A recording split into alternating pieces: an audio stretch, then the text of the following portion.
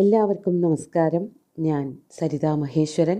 ഇന്ന് ശ്രീകൃഷ്ണവിലാസ മഹാകാവ്യത്തിൻ്റെ 8ാമത്തെ സർഗത്തിലെ 174, 175, 176 എന്നീ 3 ശ്ലോകങ്ങളാണ് നമ്മൾ പഠിക്കാൻ പോണത്. 3 ശ്ലോകങ്ങളിലും അനുഷ്ഠുപവൃത്തം തന്നെയാണുള്ളത്.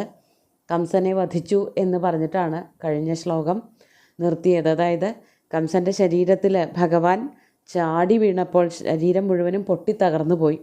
ആ മരണത്തിനെ പറ്റിയിട്ട് അടുത്ത ശ്ലോകത്തിൽ പറയുകയാണ്. നമുക്ക് 174ാമത്തെ ശ്ലോകം ആദ്യം ചൊല്ലാം.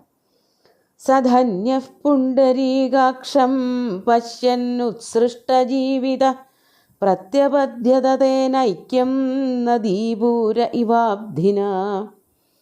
ആദ്യം പദച്ഛേദം പറയാം, വളരെ കുറച്ചേ ഉള്ളൂ. സ ധന്യ പുണ്ഡരീകാക്ഷം പശ്യൻ ഉത്സൃഷ്ടജീവിത പ്രത്യപദ്യത തേന ഐക്യം നദീപൂര ഇവ അബ്ധിന. അവസാനമായിട്ട് കംസൻ ശ്രീകൃഷ്ണനെ കാണുന്ന കാഴ്ചയാണ് ഇവിടെ പറയണത്. സ പുണ്ഡരീകാക്ഷം പശ്യൻ ഉത്സൃഷ്ടജീവിത.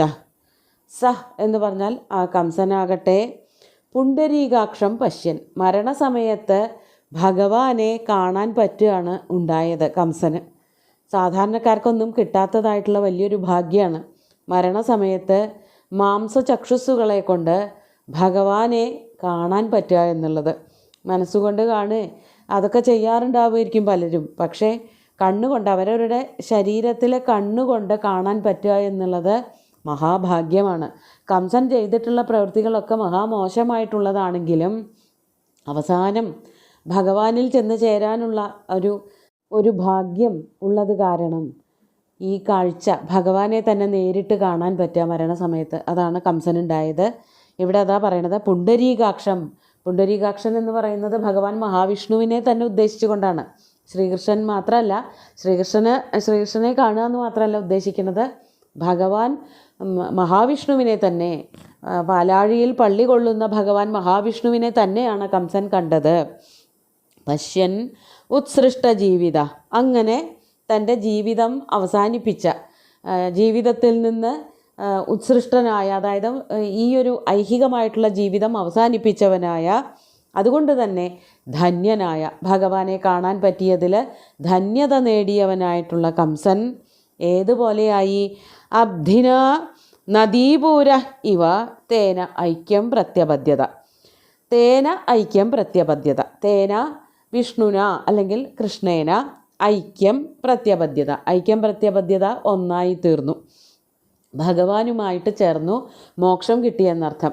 അതിനൊരു ഉപമാലങ്കാരം കൂടി കവി ഇവിടെ കൊണ്ടുവരികയാണ്. അബ്ധിന നദീപൂര ഇവ. അബ്ധിന, അബ്ധിന എന്ന് പറഞ്ഞാൽ സമുദ്രത്തോടു കൂടിയിട്ട്, നദീപൂര നദീപ്രവാഹ, സമുദ്രത്തോടു കൂടിയിട്ട് എങ്ങനെയാണോ നദിയുടെ പ്രവാഹം ചേരുന്നത്. സമുദ്രം എന്ന് പറയുന്നത് അളക്കാനാവാത്ത, അറ്റമില്ലാത്തതായ ഒരു ജലത്തിൻ്റെ, വെള്ളത്തിൻ്റെ ഒരു കേന്ദ്രമാണ്. അത് ഇത്ര ദിക്കിൽ മുതൽ ഇത്ര ദിക്ക് വരെ ഇത്ര കിലോമീറ്റർ അല്ലെങ്കിൽ ഇത്ര നാഴിക ഒന്നും വ്യാപിച്ച് കിടക്കുന്നതായിട്ട് ആർക്കും പറയാൻ ഇന്ന് വരെയും സാധിച്ചിട്ടില്ല. അത് അറ്റമില്ലാത്ത ഒന്നായിട്ട് ഇങ്ങനെ വ്യാപിച്ച് ഓരോരോ ഭൂഖണ്ഡങ്ങൾക്ക് ചുറ്റുമായിട്ട് ഇങ്ങനെ കിടക്കുകയാണ്. നദി അങ്ങനെയല്ല. നദി ഒരു ദിക്കിൽ നിന്ന് ഉത്ഭവിക്കുന്നുണ്ട്, ഈ കടലിൽ വന്ന് ചേരുന്നുണ്ട്, അത് കുറേയധികം നാഴികകൾ, കിലോമീറ്ററുകൾ യാത്ര ചെയ്ത് വരുന്നുണ്ട്. സമുദ്രത്തിൻ്റെ സ്വഭാവം അതല്ല. അതുപോലെ മനുഷ്യ ജീവനെയും ജീവാത്മാവിനെയും പരമാത്മാവിനെയും കൂട്ടിയൊരു വർണ്ണന നടത്തിയിരിക്കുകയാണ് ഇവിടെ കവി. പരമാത്മാവാണ് ഭഗവാൻ.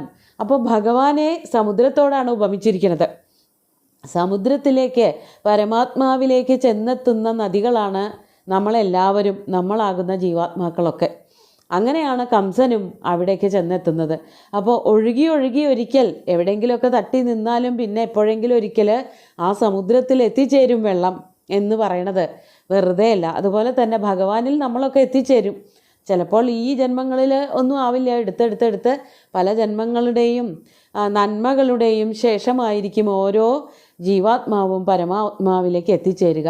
അങ്ങനെ കംസൻ ദുഷ്ടപ്രവൃത്തികളൊക്കെയാണ് ചെയ്തിട്ടുള്ളതെങ്കിലും ഭഗവാന്റെ സ്പർശം കൊണ്ട് ഭഗവാന്റെ സ്പർശം മരണത്തിന് കാരണമായി എന്നുള്ളത് കൊണ്ട് അവസാനം കംസൻ്റെ ആത്മാവ് ഭഗവാനിൽ ചെന്ന് ചേർന്നു. സമുദ്രത്തിൽ നദി എപ്രകാരമാണോ ചെന്ന് ചേരുന്നത് അപ്രകാരം.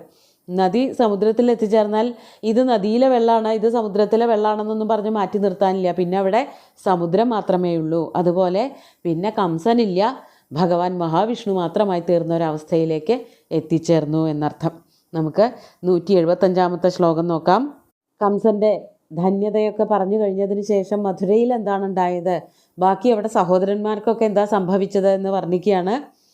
അഗ്രജന്മവധക്രോധാദനുജാനുപസർപ്പത ജഘാനഭുജദണ്ഡേന ക്രീഡന്നിവഹലായുധ. ആദ്യം പദച്ഛേദം പറയാം.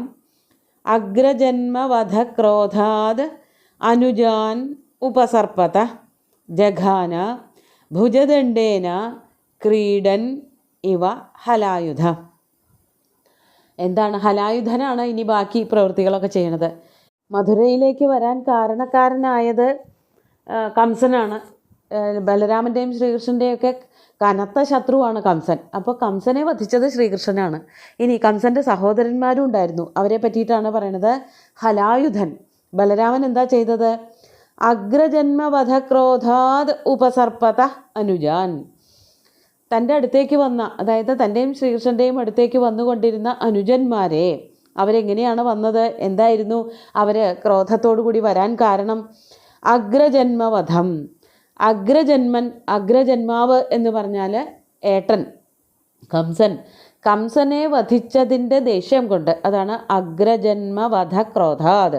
അഗ്രജനെ വധിച്ചത് കൊണ്ടുണ്ടായ ദേഷ്യം കൊണ്ട് ഉപസർപ്പത ഓടിയടുത്തു വന്നവരായ അനുജാൻ, കംസൻ്റെ സഹോദരങ്ങളെ, അനുജന്മാരെ, ഭുജദണ്ഡേന ക്രീഡന്നിവ ജഘാന. ഭുജദണ്ഡേന, നമ്മൾ ബലരാമൻ്റെ ആ ഒരു പേരിൻ്റെ അർത്ഥം തന്നെ പറഞ്ഞു, കയ്യിന് നല്ല ശക്തിയുള്ളവനാണ്, നല്ല കയ്യൂക്കുള്ളവനാണ്. അങ്ങനെയുള്ള ബലരാമൻ എന്താണ് ചെയ്തത്? കയ്യിൻ്റെ ശക്തി കൊണ്ട് തന്നെ ഭുജദണ്ഡേന, കയ്യാകുന്ന ദണ്ഡം, കയ്യൊരു വലിയ ഒലക്ക പോലെ തന്നെയാണ്. പ്രത്യേകിച്ച് ഉലക്കയാണ് ആയുധമെങ്കിലും ആ ആയുധം എടുത്തിട്ടില്ലെങ്കിലും കൈ തന്നെ ഉലക്കയുടെ ഫലം ചെയ്യുന്നവയാണ്.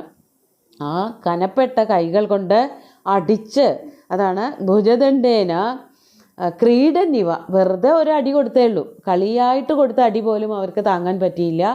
കംസൻ്റെ അനുജന്മാർ മുഴുവനും തന്നെ ബലരാമൻ്റെ കയ്യിൻ്റെ ആഘാതമേറ്റുകൊണ്ട് മരിച്ചു വീണു. ക്രീഡന്നിവ ജഘാന. അവരെ വളരെ കളിയായിട്ട് തന്നെ, പ്രത്യേകിച്ച് ആക്രമിക്കൊന്നും വേണ്ടി വന്നില്ല, ഓരോ പ്രഹരം കൊണ്ട് തന്നെ അവർ മരിച്ചുപോയി എന്നർത്ഥം. അപ്പോൾ അതായത് കംസൻ മരിച്ചു, കംസൻ്റെ സഹോദരന്മാരെല്ലാവരും മരിച്ചുപോയി. ഇനി അവിടെ ആരാണ് ബാക്കി ഉണ്ടായിരുന്നത്? ഉഗ്രസേന മഹാരാജാവ് മാത്രമേ ഉണ്ടായിരുന്നുള്ളൂ. അദ്ദേഹത്തെ പറ്റി അടുത്ത ദിവസം പറയും. ഈ കാഴ്ചകളൊക്കെ കണ്ടിട്ട് എല്ലാ ദേവന്മാരും സന്തോഷിച്ചു എന്നുള്ള ഒരു ശ്ലോകമാണ് അടുത്തത്. 176 ശ്ലോകം നോക്കൂ.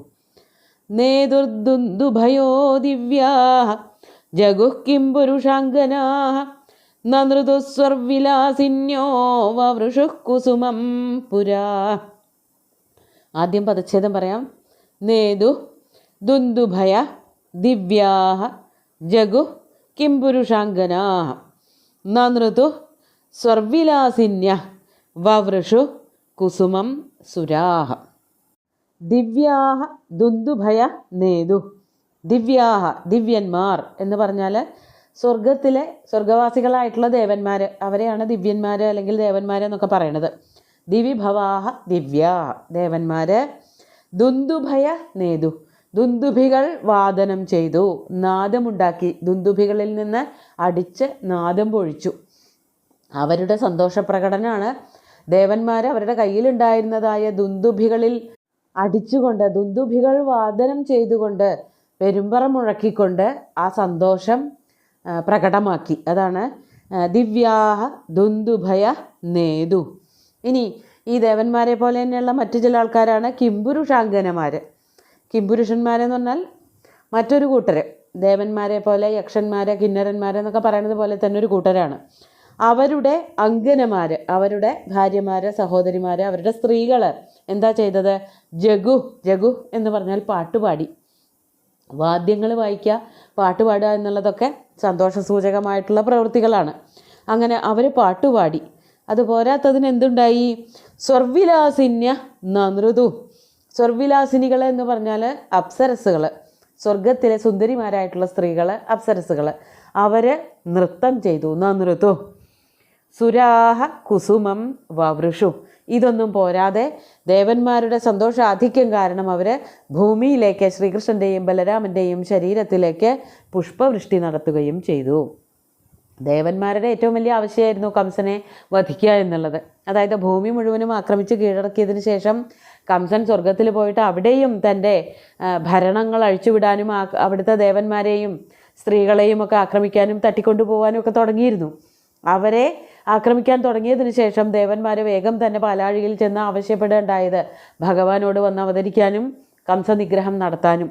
അതിനനുസരിച്ച് ഭഗവാൻ കംസനിഗ്രഹം നടത്തിയപ്പോൾ ദേവന്മാരും കിംപുരുഷന്മാരും അപ്സരസ്സുകളും എല്ലാവരും സന്തോഷിച്ചു, പുഷ്പവൃഷ്ടി നടത്തി എന്നാണ് കവി ഇവിടെ വർണ്ണിച്ചിരിക്കുന്നത്. അങ്ങനെ കംസൻ്റെ കഥ, കംസനും കംസൻ്റെ സഹോദരങ്ങളും എല്ലാവരും ഈ ഒരൊറ്റ യുദ്ധത്തിൽ അവസാനിക്കുകയാണ് ഉണ്ടായത്. നമുക്ക് 3 ശ്ലോകങ്ങളും ഒന്നുകൂടി ചൊല്ലി നോക്കാം. സധന്യ പുണ്ടരീകാക്ഷം പശ്യന്നുത്സൃഷ്ടജീവിത പ്രത്യപദ്യത തേനൈക്യം നദീപൂര ഇവാബ്ധിന അഗ്രജന്മവധക്രോധാദനുജാനുപസർപ്പത ജഘാനഭുജദണ്ഡേന ക്രീഡന്നിവ ഹലായുധ നേതുർദുന്ദുഭയോ ദിവ്യാ ജഗുഃ കിം പുരുഷാംഗന നനൃതുസ്വർവിലാസിന്യോ വവൃഷുഃ കുസുമം സുരാ. അങ്ങനെ സന്തോഷത്തിൻ്റെതായ 3 ശ്ലോകങ്ങൾ ഭഗവാന്റെ കാൽക്കൽ അർപ്പിച്ചുകൊണ്ട് ഗുരുവായൂരപ്പനെ സാഷ്ടാംഗം നമസ്കരിച്ചുകൊണ്ട് എല്ലാവർക്കും ശുഭദിനം നേർന്നു നിർത്തട്ടെ. നന്ദി.